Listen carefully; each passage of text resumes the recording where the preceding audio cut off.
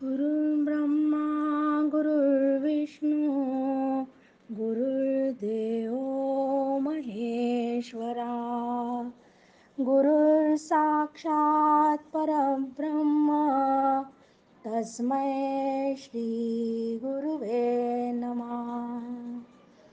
मला वाटते अंतरित्वा वसावे तुझ्या दासबोधासी त्वाबोध व्हावे. अपत्यापरी पाववी प्रेमग्रासा महाराज या सद्गुरु रामदासा. शुकासारिखे पूर्ण वैराग्य ज्याचे वशिष्ठा परिज्ञान योगेश्वराचे. कवी वाल्मिका सारिका मान्य ऐसा नमस्कार माझा सद्गुरु रामदासा. जय जय रघुवीर समर्थ. सद्गुरू प्रल्हाद महाराज, डॉक्टर काका व आदरणीय मंदाताईंना वंदन करते. जयश्रीताईंनाही वंदन करते आणि दासबोध अभ्यास वर्गासाठी जमलेल्या सर्व श्रोत्यांनाही वंदन करते. आज आपला चिंतनासाठी दशक दुसरा मूर्ख लक्षणांचा समास 5वा, 6वा आणि 7वा, रजोगुण लक्षण, तमोगुण आणि सत्वगुण. आपण पहिल्या दशकामध्ये दुसऱ्या समासामध्ये शारदेचा विचार केला होता. शारदा स्तवनाचा विचार करताना आपण पाहिले होते की आधी फक्त ब्रह्म होते. ब्रह्माला स्फुरण झाले आणि मूळ माया निर्माण झाली आणि मूळ मायापासून गुणमाया निर्माण झाली व गुणमायेनंतर जडमाया निर्माण झाली. तर ही गुणमाया म्हणजेच 3 गुण सत्व, रज आणि तम. संपूर्ण सृष्टी कमी अधिक प्रमाणात 3 गुणांच्या प्रभावाखाली असते. जीवाच्या ठिकाणी जो गुण प्रबळ असेल तसा त्याचा स्वभाव असतो. त्या गुणांप्रमाणेच त्याचे आचार, उच्चार आणि विचार प्रगट होतात, तसाच तो वागतो. प्रत्येक जीवामध्ये 3ही गुण असतातच, फक्त त्यांचे प्रमाण कमी जास्त असते. कोणताही गुण कधीच नष्ट होत नाही. ज्या गुणाचं प्राबल्य असेल तो वर असतो व इतर गुण दबलेल्या स्थितीत राहतात व प्रसंगी विशेषी ते वर येतात. नाथ भागवतात नाथमहाराज म्हणतात, देही ज्या गुणांचे प्राधान्य तैसेच कर्म उपजे जाण, इंद्रिये गुणाधीन तदनुसार जाण वर्तती श्रीराम. समासाची सुरुवात करतानाच समर्थ सांगत आहेत की मुळी देह त्रिगुणांचा, सत्व रज तमांचा, त्यामध्ये सत्वाचा उत्तम गुण श्रीराम. की प्रत्येक शरीर हे सत्व रज तम या गुणांनीच मिळूनच तयार झालेले असते. तर या तिन्ही गुणांमध्ये सत्वगुण हा सर्वश्रेष्ठ मानला जातो, कारण त्या मानाने इतर 2 गुण कमी अधिक दर्जाचे ठरतात. याचे कारण सांगताना की सत्वगुण श्रेष्ठ का आहे याचं उत्तर ते दुसऱ्याच ओवीमध्ये आपल्याला देतात आहे. सत्वगुणे भगवत भक्ती, रजोगुणे पुनरावृत्ती, तमोगुणे अधोगती, पावती प्राणी श्रीराम. हाच विचार जेव्हा गीतेत सांगितला जातो तेव्हा ऊर्ध्व गच्छन्ति सत्वस्था, मध्यम तिष्ठती राजसहा, जघन्य गुणवृत्तिस्था, अधो गच्छन्ति तामसा. कारण सत्वगुण हा भगवत भक्तीची आवड निर्माण होते. सत्वगुणात भगवत भक्तीची आवड निर्माण होते. जे जे चांगले सुंदर आहे त्याबद्दल प्रीती प्रेम निर्माण होते.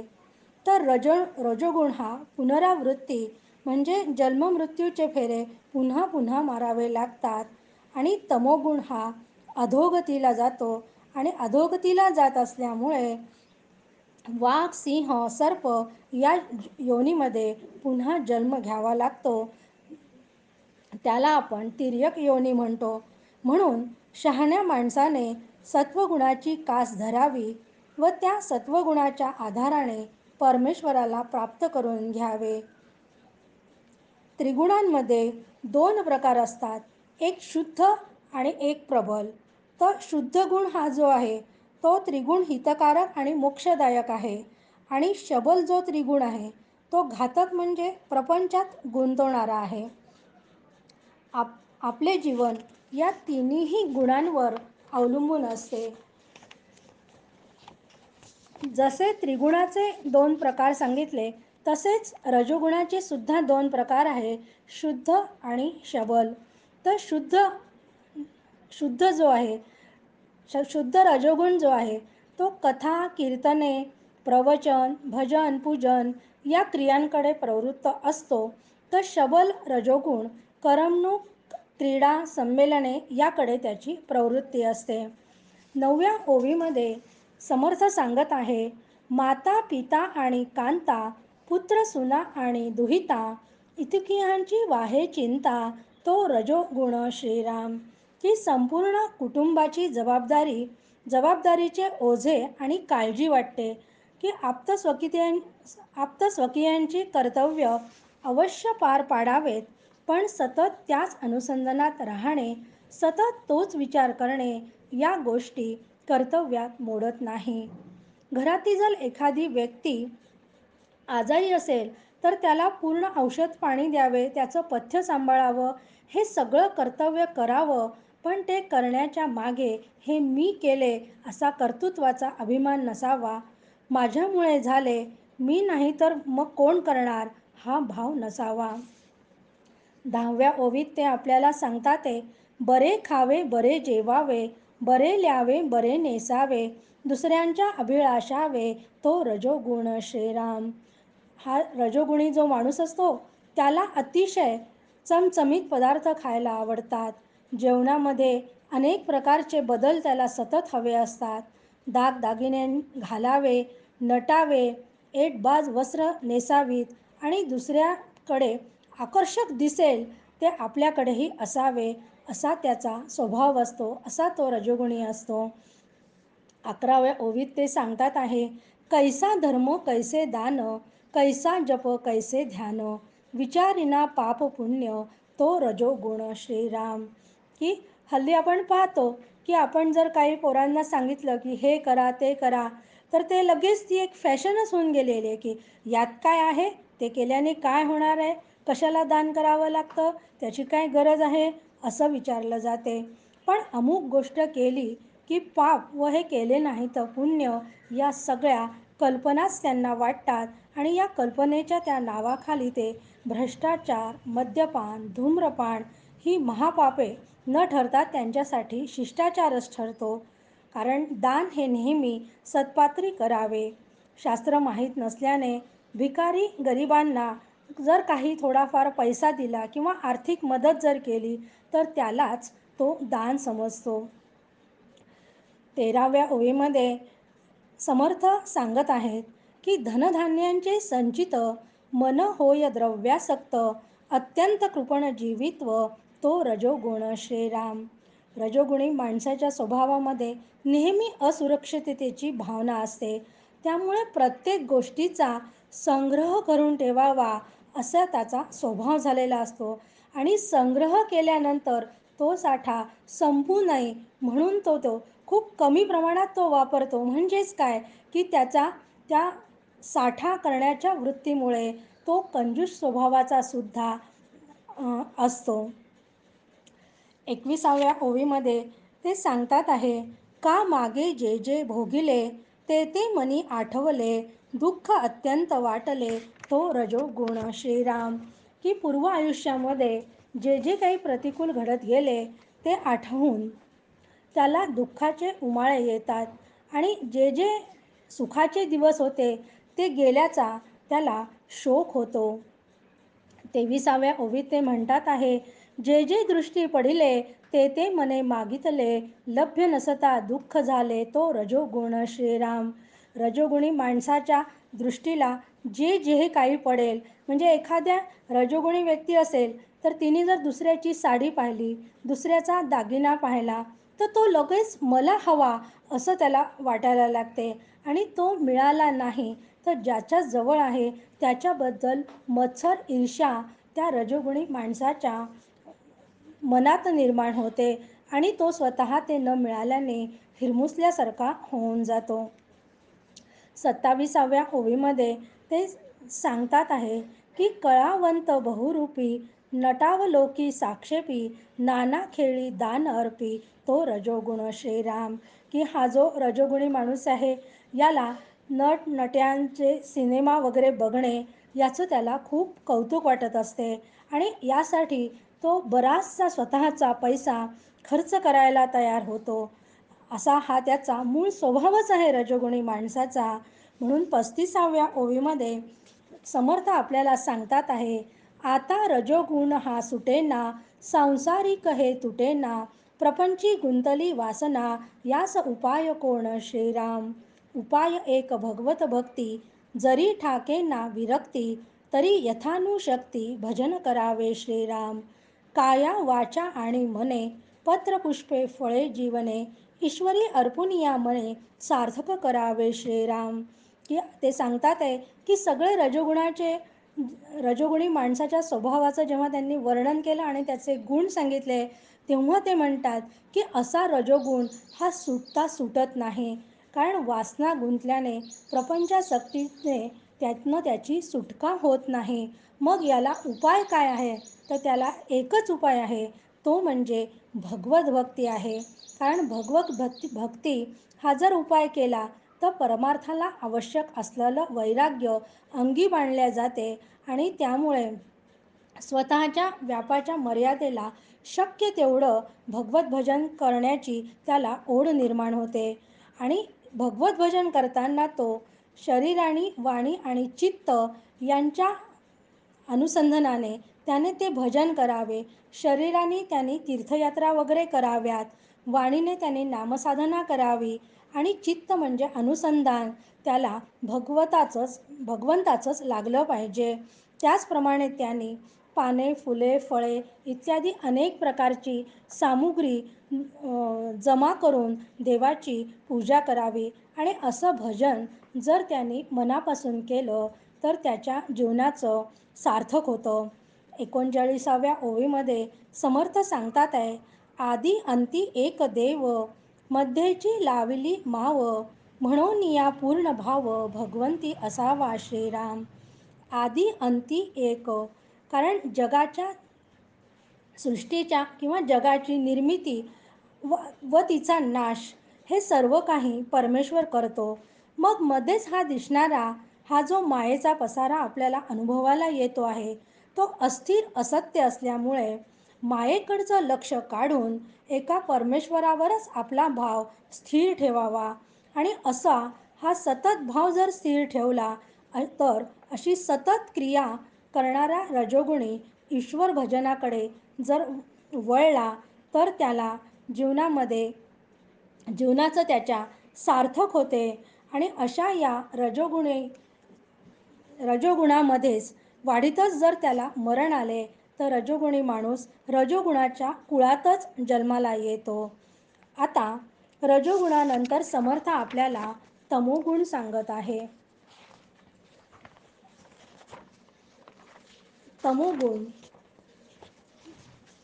मोह हे त्याचं तमोगुणाचं मुख्य स्वरूप आहे आणि त्यामुळे व्यवहारामध्ये प्रमाद, आळस, झोप इत्यादी गुणांमुळे अविद्येचे बंधन घट्ट होते.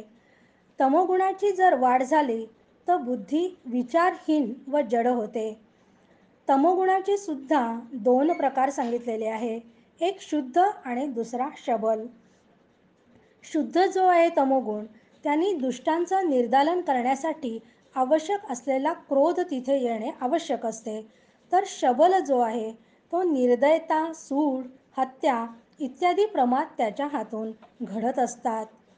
तमोगुणी माणसाचा आहारही पहा कसा असतो, कारण त्याला शिळे खायला फार आवडते, तो मांसाहार करतो, अत्यंत तिखट पदार्थांची त्याला रुची असते अति तेलकट पदार्थ त्याला खावंसे वाटतात आणि अशा तापट स्वभावाचा तमोगुणी माणूस असल्यामुळे तो मुळातच चिडचिडा असतो. छोट्या छोट्या कारणांनी त्याला क्रोध येतो आणि त्या क्रोधाचा त्रास इतरांना होत असल्यामुळे ती माणसंसुद्धा दुखावली जातात. अशा स्वभावाच्या लोकांपासून लोक चार हात दूरच राहतात. म्हणून तमोगुणी माणसाच्या जवळ लोक फारसे जात नाहीत. थोडक्यात म्हणजे काय, की तमोगुणी वृत्ती म्हणजे प्रत्येक गोष्टीचा अतिरेक, राक्षसी वृत्तीच असते. दुसऱ्या ओवीमध्ये समर्थ सांगत आहेत की संसारी दुःख संबंध प्राप्त होता उठे खेद, का अद्भुत आला क्रोध, तो तमोगुण श्रीराम. की प्रपंचामध्ये जर प्रतिकूल परिस्थिती निर्माण झाली नाही तर त्याला अत्यंत विषाद होतो, त्याला शोक वाटतो. शोक झाल्यामुळे त्याला संताप येतो आणि या संतापाच्या भरामध्ये तो स्वतःच्या वडिलांचाही अपमान करायला कमी पाहत नाही. तसंच तो भाऊ बहीण पत्नी यांना मारण्यासाठी सुद्धा धावतो. तो तमोगुणी माणूस असतो. दुसऱ्याला ठार मारावे किंवा स्वतःसुद्धा आत्महत्या करावी असं त्याला वाटत असते. कारण चिडका स्वभाव असल्यामुळे संतापाचा पारा चढू लागल्यामुळे त्याला भूतबाधा झाल्यावर जसा माणूस बेफान होतो तसं त्याला कितीही आवरण्याचा आणि समजवण्याचा प्रयत्न केला तरी तमोगुणी माणूसला काहीच उपयोग होत नाही. त्याचा संताप आटोक्यात येतच नाही. आणि 8व्या ओळीमध्ये सांगतात आहे, अखंड भ्रांती पडे, केला निश्चय विघडे, अत्यंत निद्रा आवडे, तो तमोगुण श्रीराम. की हा जो तमोगुणी माणूस असतो ना, हा नेहमी संभ्रमात असतो.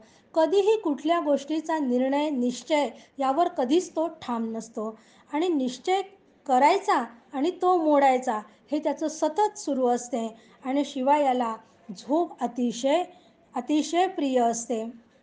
17व्या ओवीमध्ये ते सांगतात आहे, मत्सरे भक्ती मोडावी, देवालय विघडावी, फळती झाडे तोडावी, तो तमोगुण श्रीराम.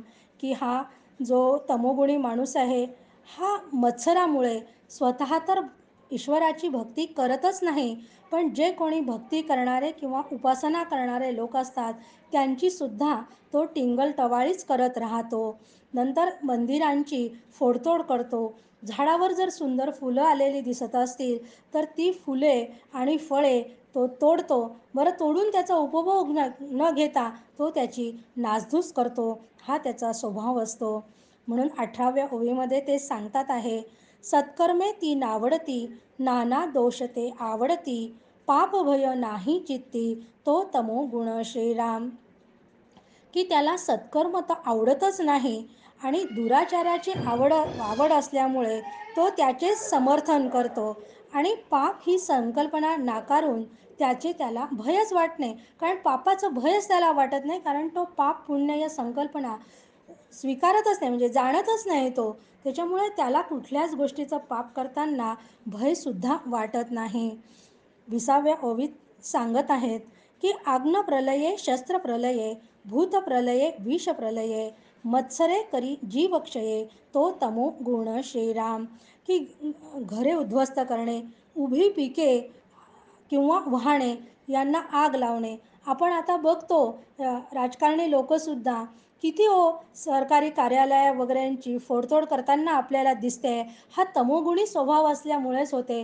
की मनासारखं काही घडलं नाही की बसेस जाळणे, रस्ता रोको आंदोलन करणे ही सगळी तमोगुणाचीच उदाहरणं आहेत.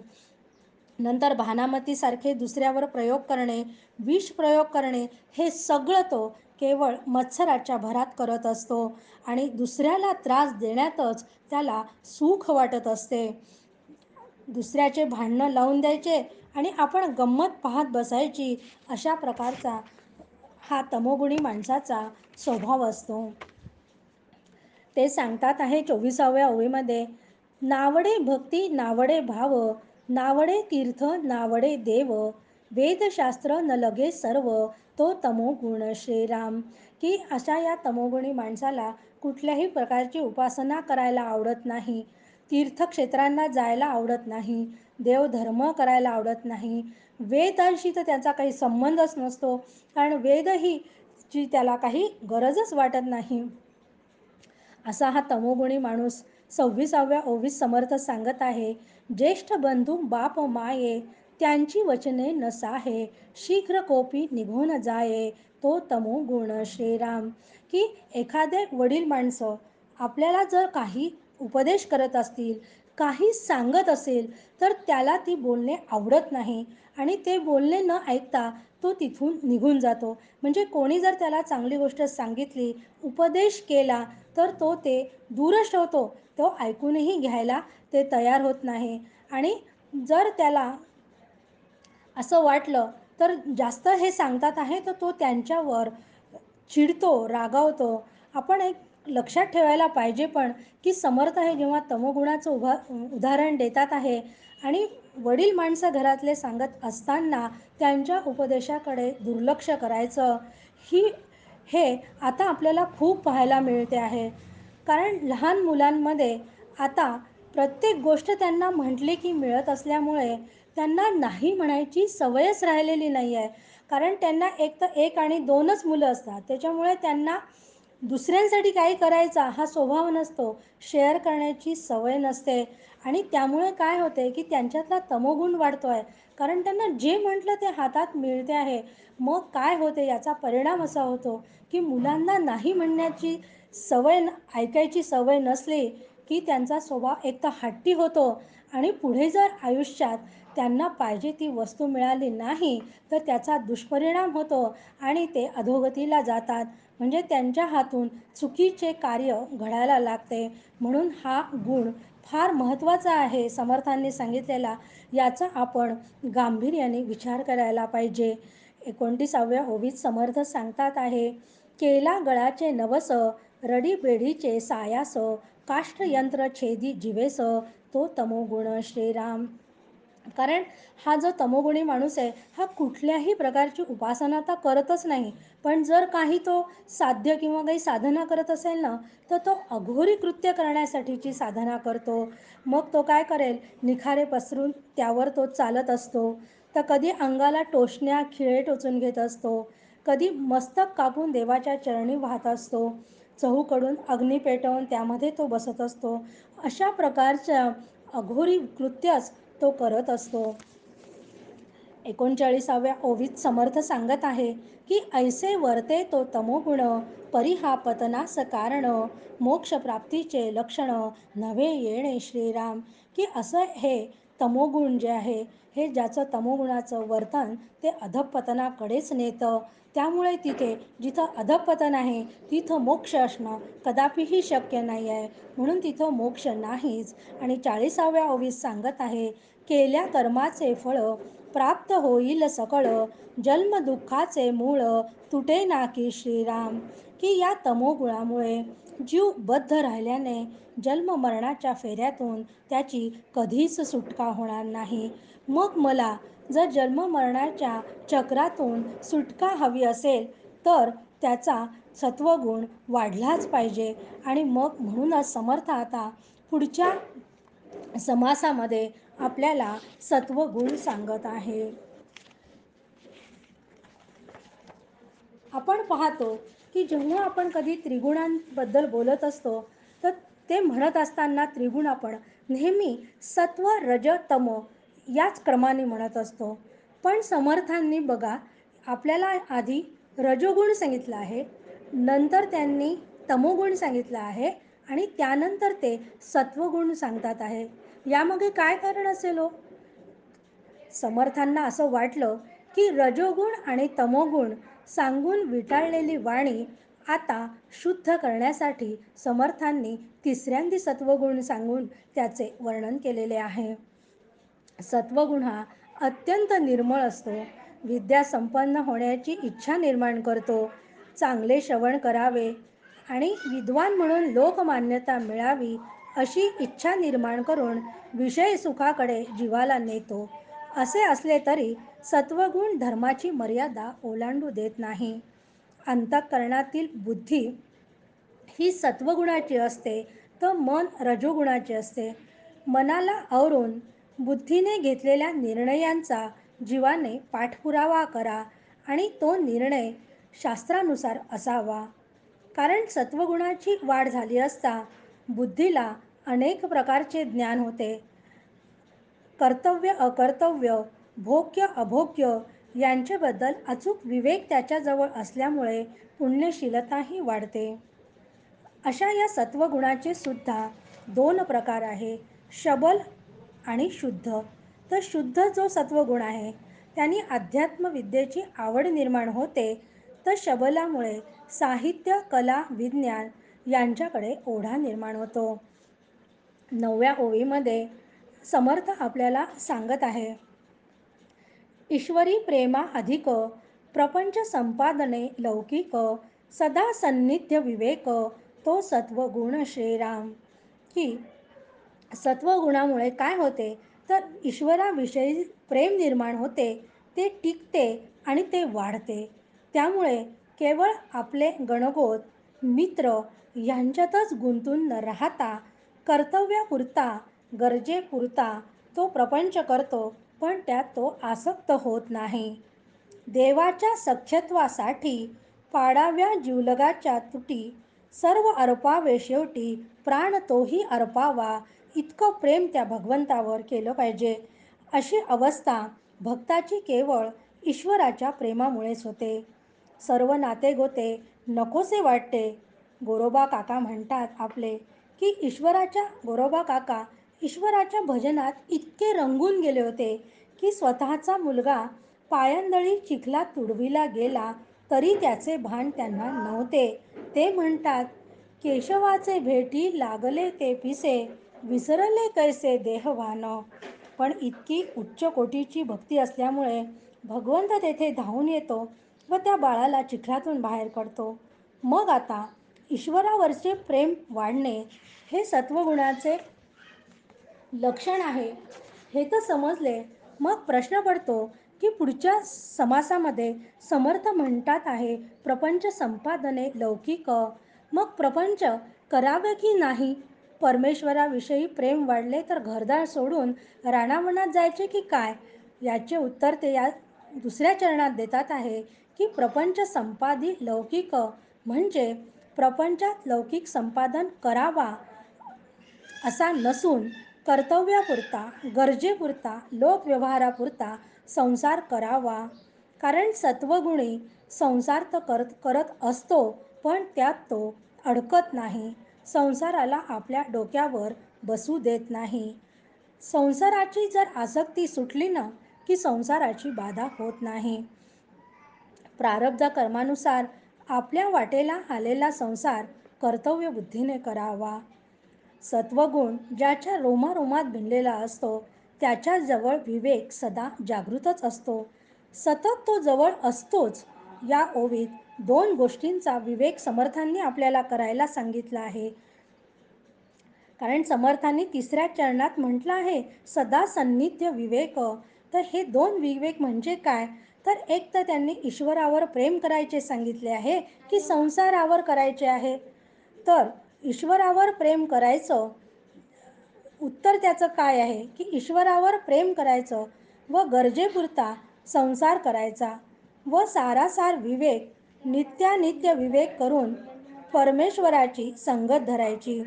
10व्या ओळीमध्ये समर्थ सांगत आहे की संसार दुःख विसरवी, भक्ती मार्ग विमल दावी, भजन क्रिया उपजवी, तो सत्वगुण श्रीराम. या ओवीत संसार दुःख विसरवी याचा अर्थ सत्वगुणामुळे तो नष्ट होणार नाही, तर ते सहन करण्याची क्षमता या गुणांमुळे वाढते. ज्ञानेश्वर महाराज, तुकाराम महाराज यांची दुःखे तर किती मोठी होती हो. त्यांची भक्ती तर अत्यंत श्रेष्ठ. त्यामुळे ते भगवंताचे लाडके. त्यांनी जे मागितले ते त्यांना मिळाले असते, पण भगवंतांनी ते दिलेही असते.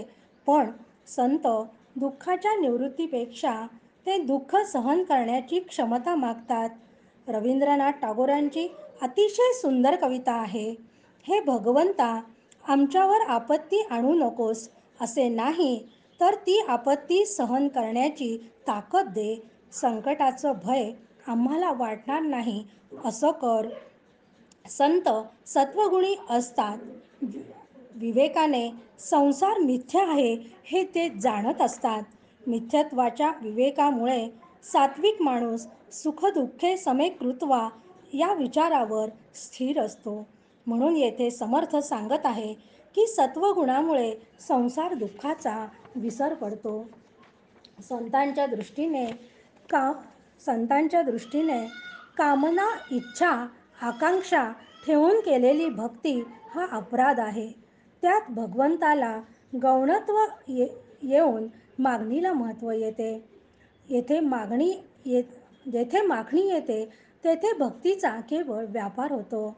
आणि जी भक्ती निरपेक्ष आहे, कुठलीही इच्छा मागणी नाही, त्या भक्तीला समर्थ इथं विमल म्हणत आहे. विमल म्हणजे अगदी शुद्ध, त्यात कुठलीही मागणी नाही, अपेक्षा नाही, भय नाही, असं त्यात कुठल्याही गोष्टीची भेसळ नाही. अशा निष्काम, निरुपाधिक, निरपेक्ष भक्तीचा मार्ग सापडला की भगवत भजनाकडे प्रवृत्ती राहते. मग खऱ्या अर्थाने भजनात सुख वाटते. तेव्हा क्रिया सतत करावीशी वाटते. यालाच भजनाची सार्थकता म्हणतात. सात्विक मनुष्य 30व्या ओवीमध्ये समर्थ आपल्याला सांगत आहे की ऐसी भक्तीची आवडी, नीच दास्यत्वाची गोडी, स्वयं देवद्वार झाडी, तो सत्वगुण श्रीराम. की सात्विक मनुष्य मंदिरात जी जी सेवा आवश्यक असेल ती ती सेवा अत्यंत मनोभावे करतो. देवाचे वैभव वाढविण्यासाठी यथाशक्ती दान देतो. अलंकार, वस्त्रे, भूषणे तो अर्पण करतो.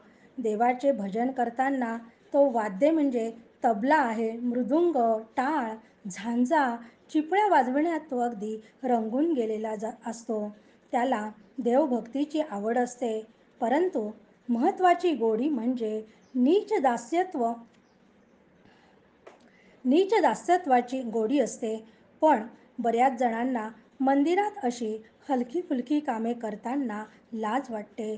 त्यांच्या प्रतिष्ठेला, मानाला कमीपणा येईल असे त्यांना वाटते. मंदिरातील देवाची भांडीकुंडी घासणे, झाडणे, फरशी पुसणे अशी कामे करायची लाज वाटते. अशी कामे केल्याशिवाय अहंकार जात नाही. परंतु येथेही सावध हवे, नाहीतर या हलक्या कामाचाही माणसाला अहंकार होऊ शकतो. आपण तर बुवा फक्त झाडू मारण्याचेच काम करतो, सेवा करतो, व्यासपीठावर तर त्यांनी नाचावे, म्हणजे असे बोलणे सुरू झाले की समजावे की त्याला सेवेचाही अहंकार झालेला आहे. भक्ताला देवाच्या कुठल्याही कामाची लाज वाटू नये. त्याचे सर्वोत्तम उदाहरण म्हणजे पांडवांच्या यज्ञात पत्रावळी उचलण्याचे काम स्वतः श्रीकृष्णाने म्हणजे भगवंताने स्वतःकडे घेतले होते. गाडगेबाबांनी सुद्धा स्वतः हातात झाडू घेतला होता. तर आपले माननीय पंतप्रधानांनी स्वच्छता अभियानातून एक प्रकारे हाच उपदेश केलेला आहे. 37व्या ओवीमध्ये समर्थ सांगत आहे, शब्द कठीण न बोले, अति नेमेसी चाले, योगी जेणे तोचविले, तो सत्वगुण श्रीराम. की सात्विक मनुष्य कुठे कुठे घसरू शकतो याचे समर्थांना अचूक ज्ञान होते. म्हणून ते साधकांना वेळोवेळी सावध करतात. कुणाच्या अंतःकरणाला ठेच पोहोचेल, सन्मानाला धक्का लागेल असे सात्विक माणसाने कधीही बोलू नये. पेरिले ते उगवते, बोलण्यासारखे उत्तर येते, तरी मग कर्कश बोलावे, ते काय निमित्त श्रीराम. कारण बोलण्याबरोबरच परमार्थात नित्य नियम पण फार महत्त्वाचा आहे. मुलांना जर आपण सकाळी लवकर उठा, रामरक्षा म्हणा असं सांगत असो, तर आपण ते स्वतः आधी केलं पाहिजे. आपण आचरण ते आधी केलं पाहिजे आणि मग सांगितलं पाहिजे. कारण आपले आचार धर्म पाळलेले पाहून योगीसुद्धा संतुष्ट झाले पाहिजे. आपले आचरण पाहून लोकांसमोर आदर्श निर्माण होऊन संतांच्या मनातही आनंद वाटला पाहिजे, संतांनाही संतोष वाटला पाहिजे. 52व्या ओवीमध्ये समर्थ आपल्याला सांगत आहे की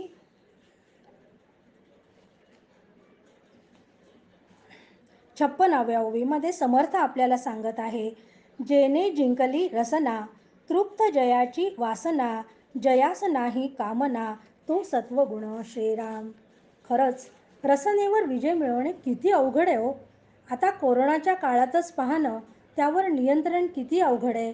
की आपल्याला जर काही घरातल्या खायचे पदार्थ करण्यात एखादी वस्तू कमी असेल तर आपण बेचैन होतो आणि ती तर झालंच. पण आता काय झालं आहे, या कोरोनामुळे सगळेजण घरात असल्यामुळे घरामध्ये रोज एक नवीन पदार्थ तयार होतो आहे. असे रोज वेगळे वेगळे पदार्थ तयार होत असल्यामुळे भूक असो की नसो ते खाणे सुरूच आहे. मागच्या वर्षी जेव्हा लॉकडाऊनमध्ये आंबा मिळत नव्हता तेव्हा जीवाला सारखी तकतक वाटत होते. काय बाई, यावर्षी आंब्याचा रसच खाता नाही आला. म्हणजे खरंच रसनेवर विजय मिळवणं किती अवघड आहे. अशा या रसनेवर सत्वगुणी माणूस नियंत्रण मिळवतो, कारण त्याच्या वासना तृप्त झालेल्या असतात. वासना तृप्त झाल्या की कोणतीही कामना शिल्लक राहत नाही. एक वेळ रसनेवर विजय मिळवता येईल, पण वासना तृप्त होणे फारच कठीण आहे. कारण वासनांच्या उपभोगासाठी ययातीने आपल्या मुलाचे तारुण्य घेतले होते, तरीही त्याच्या वासनांची तृप्ती झाली नाही. उलट ती यज्ञात तूप टाकल्यानंतर अग्नी जसा अधिकच भडकतो, त्याप्रमाणे वासनांचे असते की उपभोगांनी त्या अधिकच प्रदीप्त होतात. मग समर्थ इथं सांगतात आहे की दुसऱ्या चरणात म्हणतात आहे, तृप्त जयाची वासना की वासना तृप्त झालेली असते. याचं एकमेव कारण आहे, ते म्हणजे सत्वगुणामुळे वासनांना संयमित करता येते आणि त्या सर्व वासना संयमित झाल्या की त्या सगळ्या वासना वासुदेवाला जर समर्पित केल्या की एकदा त्या वासुदेवाची ओढ निर्माण झाली की त्या इतर वासनाही वासुदेवमय होऊन जातात. त्यामुळे इतर सर्व कामना नष्ट होतात. जगातील नश्वर वस्तूंविषयी सर्व इच्छा नष्ट होतात आणि जगताऐवजी जगन्नाथच इच्छेचा विषय होतो. म्हणून 70व्या ओवीमध्ये समर्थ आपल्याला सांगत आहेत की मन भलतीकडे धावे, ते विवेके आवरावे, इंद्रिये दमन करावे, तो सत्वगुण श्रीराम. की आपलं मन अतिशय चंचल आहे आणि त्या मनाची सतत विषयांकडे धाव सुरू असते आणि भूत भविष्याच्या विचारांमध्ये ते मन सारखं रमत असते आणि हा मनाचा सहज स्वभाव आहे.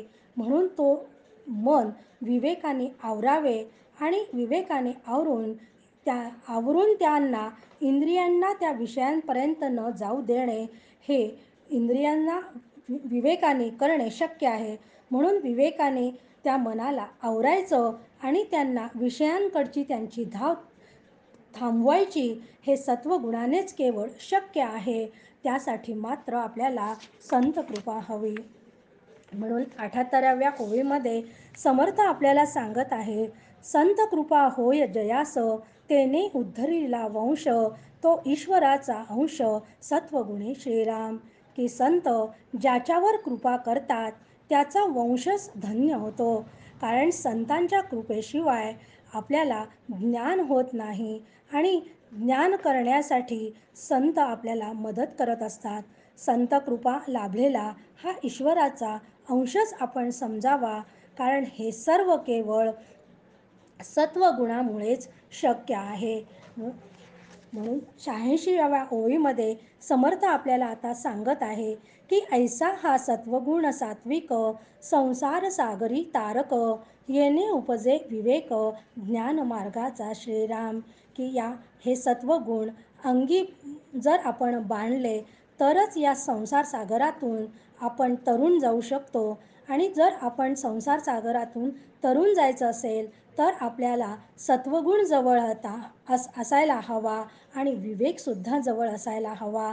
आणि हा विवेक माझ्याजवळ असेल तर मला ज्ञानमार्गाने जाऊन ब्रह्मसत्य असून जगत मिथ्या आहे, हा विवेकाने ह्याची समजायला लागेल आणि त्याचं ज्ञान होईल. पण हे ज्ञान करण्यासाठी मला काय, हे ज्ञान मला मिळवण्यासाठी काय करायला पाहिजे? तर सत्वगुणे भगवत भक्ती, सत्वगुणे ज्ञानप्राप्ती, सत्वगुणे सायुज्य मुक्ती पाविजेत श्रीराम. की मला जर ज्ञानमार्गाने जायचं असेल तर मला सत्वगुण वाढवायला हवा, आणि सत्वगुण जर वाढवला तर मला भगवत भक्तीची आवड निर्माण होते, आणि भगवत भक्तीमध्ये मला सगुण रूपाचे अत्यंत प्रेम उत्पन्न होते, आणि त्या सगुण रूपाच्या ईश्वराच्या मुळेच, त्याच्या कृपेने मी ब्रह्म आहे अशी ज्ञानाची प्राप्ती होते. आणि अशी ज्ञानाची प्राप्ती झाल्यानंतर तो ते ज्ञान, त्याचा अनुभव हा दृढ आणि अपरिवर्तनीय झाला की त्यालाच सायुज्य मुक्ती असं म्हणतात. समर्थांना मी हीच विनंती करते की त्यांनी आम्हाला सायुज्य मुक्तीपर्यंत नेण्यासाठी तुमच्या आणि माझ्यातील सत्वगुण वाढवावा. जय जय रघुवीर समर्थ.